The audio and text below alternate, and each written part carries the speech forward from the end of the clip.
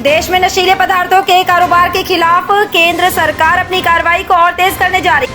बड़ी खबर सामने आई है। केंद्रीय गृह मंत्री Amit Shah narco coordination centre की 10वीं शीर्ष स्तरीय बैठक की और इस दौरान उन्होंने नारकोटिक्स कंट्रोल विजन डॉक्यूमेंट 2026 से 2029 तक जारी किया।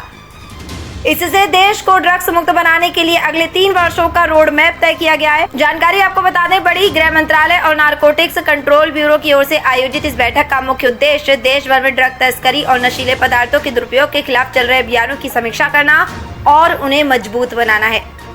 इस बैठक में विभिन्न मंत्रालयों, राज्य सरकारों और ड्रग कानून लागू करने वाली एजेंसियों के प्रतिनिधि हिस्सा लेंगे। सरकार का कहना है कि ड्रग्स के खिलाफ जीरो टॉलरेंस नीति को और प्रभावी बनाने के लिए सभी एजेंसियों के बीच बेहतर समन्वय जरूरी है। सभी संबंधित एजेंसियों और अधिकारियों को एनसीबी की वार्षिक रिपोर्ट को ध्यान से पढ़ना चाहिए। अगले 1 वर्ष में किसी भी सूचकांक में गिरावट नहीं आनी चाहिए। हर मानक में उल्लेखनीय सुधार होना चाहिए और ये अगले वार्षिक रिपोर्ट में भी दिखाई देना चाहिए। नशीले पदार्थों के खिलाफ लड़ाई खुफिया जानकारी आधारित होनी चाहिए। ड्रग तस्करी से निपटने के लिए नेटवर्क केंद्रित रणनीति के साथ आगे बढ़ना होगा।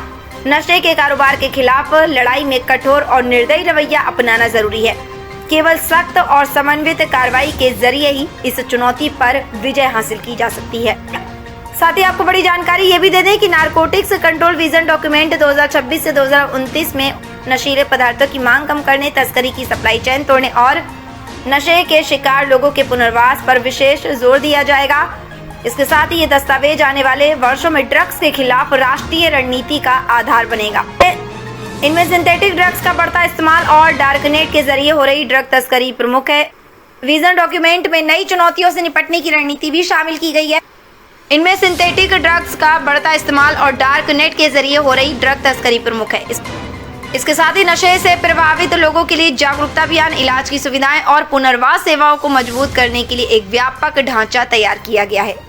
गृह मंत्री ने इस दौरान online drug disposal fortnight campaign की भी शुरुआत की। इस अभियान के तहत देश भर में जब्त किए गए लगभग 2,09,500 किलोग्राम नशीले पदार्थों को कानूनी प्रक्रिया के तहत नष्ट किया।